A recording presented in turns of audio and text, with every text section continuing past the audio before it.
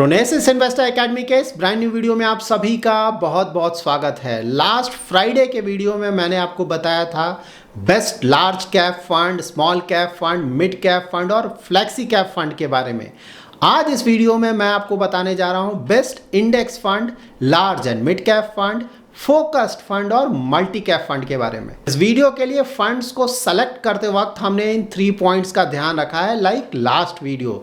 यहाँ पे सिर्फ वैसे फंड्स को सेलेक्ट किया गया है नंबर 1 जिनका AUM that is asset under management 500 crore से ज़्यादा है। नंबर 2 सिर्फ वैसे फंड जो कि एटलीस्ट 3 इयर्स कंप्लीट कर चुके हैं, दैट इज़ बिल्कुल नए फंड्स को हमने यहाँ पे इंक्लूड नहीं किया है। और नंबर 3 यहाँ पे जो भी हमने पास्ट परफॉर्मेंस के आधार पे फंड्स को सेलेक्ट किया है वो सिर्फ करंट परफॉर्मेंस यहाँ पे हमने लिया है। तो अगर कोई फंड पास्ट में बहुत ज़्यादा अच्छा था लेकिन करेंटली अगर उसका परफॉर्मेंस अच्छा नहीं है तो उस तरह के फंड्स आपको यहाँ पे नहीं मिलेंगे। इस वीडियो में मैं जिन भी कैटेगरीज के पास्ट परफॉर्मेंस वाइज कुछ टॉप फंड्स के बारे में आपको बताने जा रहा हूँ, अगर आप उन कैटेगरीज के फंड्स के बारे में डिटेल में जानना चाहते हैं लाइक टॉप 2-3 फंड्स उन रिस्पेक्टिव कैटेगरीज में कौन से हैं, तो उसके लिए डिटेल वीडियोस हमारे यूट्यूब चैनल पे ऑलरेडी अवेलेबल है, उसे आप वॉच कर सकते हैं। सबसे पहले हम कुछ टॉप इंडेक्स फंड्स के बारे में जान लेते हैं। तो इंडेक्स फंड्स में मैंने सिर्फ लार्ज कैप कैटेगरी के इंडेक्स फंड्स को इंक्लूड किया है, दैट इज निफ्टी 50, सेंसेक्स और निफ्टी नेक्स्ट 50। यहाँ पे आप ऊपर निफ्टी 50 के कुछ टॉप फंड्स का डिटेल चेक कर सकते हैं और नीचे सेंसेक्स के कुछ टॉप फंड्स का डिटेल्स चेक कर सकते हैं। तो यहाँ पे जो भी डिटेल्स मैं शेयर करूँगा वो डिटेल्स एनुअलाइज्ड होंगे फॉर 1 ईयर, 3 ईयर, 5 ईयर और 10 ईयर होराइजन। और यहाँ पे आप इनके रिटर्न्स को इनके बेंचमार्क से कंपेयर करें। अगर बेंचमार्क को ज़्यादातर होराइजन्स में बीट कर पा रहे हैं इसका मतलब ये हुआ कि वो फंड्स अच्छे फंड्स हैं। निफ्टी 50 के इंडेक्स में इन्वेस्टमेंट के लिए मैंने फंड्स को सेलेक्ट किया है बंधन जो कि पहले IDFC हुआ करता था, HDFC, ICICI Pru, Nippon India, SBI और UTI के निफ्टी 50 के इंडेक्स फंड। इंडेक्स फंड के बारे में आप हमेशा ध्यान में रखें कि कोई भी इंडेक्स फंड सिंपली किसी इंडेक्स को रिप्लिकेट करता है, दैट इज कॉपी करता है। तो ये निफ्टी 50 के इंडेक्स को रिप्लिकेट कर रहा है, इसका मतलब ये हुआ कि निफ्टी 50 में जो भी 50 स्टॉक्स हैं जिस भी प्रोपोर्शन में है, दैट इज उन स्टॉक्स का जो भी वेटेज है, सेम स्टॉक्स का सेम वेटेज ये फंड्स भी अपने पोर्टफोलियो में रखेंगे।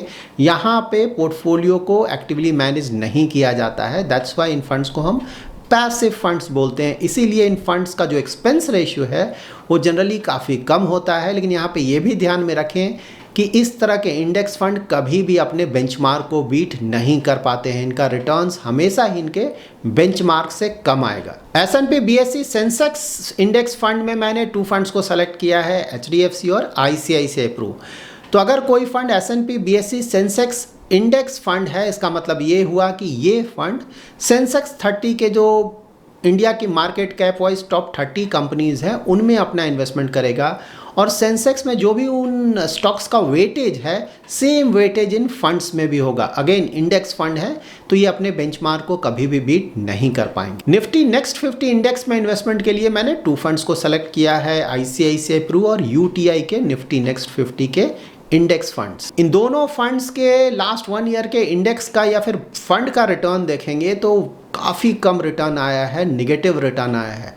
इसका कारण ये है कि निफ्टी नेक्स्ट 50 के इंडेक्स में अदानी ग्रुप के स्टॉक्स का एक्सपोजर काफ़ी ज़्यादा है और जब से अदानी ग्रुप के स्टॉक्स में गिरावट आना शुरू हुआ है उसी समय से निफ्टी नेक्स्ट 50 के अगर आप परफॉर्मेंस देखेंगे तो उनका परफॉर्मेंस उस कारण से बुरी तरह से हिट हुआ है। निफ्टी नेक्स्ट 50 के फंड जो इंडिया की market cap wise top 50 stocks होते हैं जो कि निफ्टी 50 में आते हैं उसके बाद के नेक्स्ट 50 स्टॉक्स में अपना इन्वेस्टमेंट करते हैं। तो यहाँ पे मार्केट कैप वाइज जो टॉप 100 स्टॉक्स होता है उसे हम लार्ज कैप के स्टॉक्स बोलते हैं। तो निफ्टी 50 और निफ्टी नेक्स्ट 50 दोनों ही लार्ज कैप में आते हैं। यहाँ पे प्लस पॉइंट ये है कि दोनों में ही हम अलग से एक्सपोजर ले सकते हैं क्योंकि दोनों का जो स्टॉक्स है वो बिल्कुल अलग है, यहाँ पे किसी भी तरह का ओवरलैप नहीं होता है। मल्टी कैप कैटेगरी में मैंने 4 फंड सेलेक्ट किया है, ICICI Pru, Mahindra Manulife, Nippon India और क्वांट के मल्टी कैप फंड। यहाँ पे अगर आप परफॉर्मेंस देखेंगे तो इन फंड्स ने ज़्यादातर होराइजन्स में अपने बेंचमार्क को बीट किया है। फोकस्ड कैटेगरी में मैंने जिन फंड्स को सेलेक्ट किया है वो हैं Franklin India, HDFC, ICICI Pru, IIFL, Nippon India, Sundaram और टाटा के फोकस्ड फंड्स। यहाँ पे भी आप क्लियरली देख सकते हैं कि इन सारे फंड्स ने ज़्यादातर होराइजन्स में अपने बेंचमार्क को बीट किया है।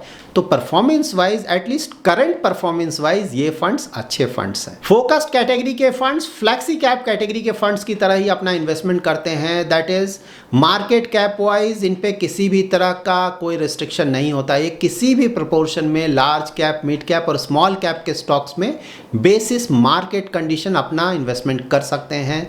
यहाँ पे सिर्फ एक रिस्ट्रिक्शन होता है, ये फोकस्ड फंड है तो मैक्सिमम अप टू 30 स्टॉक्स ही ये अपने पोर्टफोलियो में इंक्लूड कर सकते हैं। सो ओवरऑल इनका जो पोर्टफोलियो होता है वो कॉन्सेंट्रेटेड होता है क्योंकि सिर्फ 30 स्टॉक्स ही हैं। जबकि म्यूचुअल फंड्स में कई सारे फंड, ज़्यादातर फंड्स आपको इनफैक्ट मिलेंगे जो कि 40, 50, 60 स्टॉक्स में अपना इन्वेस्टमेंट करते हैं। तो because of this concentrated portfolio focused funds को थोड़ा ज़्यादा रिस्की माना जाता है। यहाँ पे आपको SBI फोकस्ड फंड नहीं मिलेगा, although past performance wise SBI focused fund काफ़ी अच्छा फंड है, लेकिन करेंटली अगर उनका आप परफॉर्मेंस देखेंगे तो एटलीस्ट रीसेंट परफॉर्मेंस ज़्यादा अच्छा नहीं है। दैट्स वाई उस फंड को इस लिस्ट में इंक्लूड नहीं किया गया है। Large and mid cap category में मैंने जिन फंड्स को सेलेक्ट किया है वो हैं HDFC, ICICI Pru, Kotak, quant, SBI और टाटा के large and mid cap funds. Large and mid cap category के फंड्स अपना ज़्यादातर इन्वेस्टमेंट इंडिया की market cap wise top 250 companies में करते हैं। तो यहाँ पे लार्ज कैप के स्टॉक्स में इन्हें अपने टोटल एसेट का एटलीस्ट 35% इन्वेस्ट करना पड़ता है और मिड कैप के स्टॉक्स में भी टोटल एसेट का एटलीस्ट 35% इन्वेस्ट करना पड़ता है और बाकी का जो एक्सपोजर है वो लार्ज कैप, मिड कैप या स्मॉल कैप या फिर डेट में रख सकते हैं। यहाँ पे आपको mirror asset emerging blue chip और एक्सिस ग्रोथ अपॉर्चुनिटीज फंड नहीं मिलेगा, ऑल्दो पास्ट परफॉर्मेंस वाइज ये दोनों ही फंड्स काफ़ी अच्छे फंड्स हैं, लेकिन अगेन उनका जो अगर आप करंट परफॉर्मेंस चेक करेंगे तो वो ज़्यादा अच्छा नहीं है, इसीलिए इस लिस्ट में उन फंड्स को इंक्लूड नहीं किया गया है। इस वीडियो में जिन भी इक्विटी फंड्स के बारे में बताया गया है वो सिर्फ एजुकेशनल पर्पस के लिए है। अगर आप इस तरह के फंड्स में अपना इन्वेस्टमेंट करना चाहते हैं तो ध्यान में रखें कि इक्विटी फंड्स बहुत ज़्यादा रिस्की होते हैं क्योंकि स्टॉक मार्केट में इनका इन्वेस्टमेंट होता है। तो अगर आप बहुत ज़्यादा रिस्क ले सकते हैं, आपका इन्वेस्टमेंट होराइजन लॉन्ग टर्म या वेरी लॉन्ग टर्म का है, तभी आप किसी भी तरह के इक्विटी फंड में अपना इन्वेस्टमेंट करें। अपना पोर्टफोलियो बनाते वक्त आप ये भी ध्यान में रखें कि किसी भी फंड में सिर्फ उसके लास्ट 1 ईयर के वेरी हाई रिटर्न्स के आधार पे इन्वेस्टमेंट नहीं करें।